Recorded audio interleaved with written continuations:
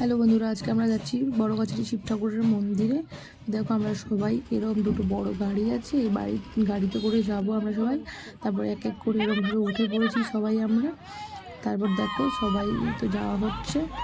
তারপর এরা যায়নি, আমাদের মেয়ে ছোটকা এরা যায়নি। তারপর দেখো এখানে পৌঁছে আমরা সবাই নেমে পড়েছি।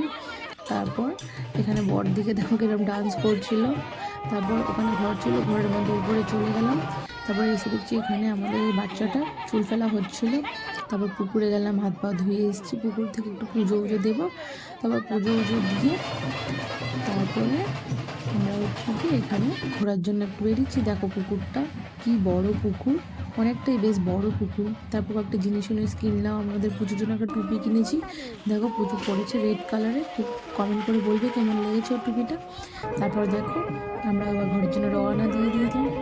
তারপর এসে পৌঁছে গেলাম আমরা এখানে। তারপর দেখো এরকম করে নিয়ে যাওয়া হয়। এবার বলো কমেন্ট করে কেমন লাগছে ভিডিওটা।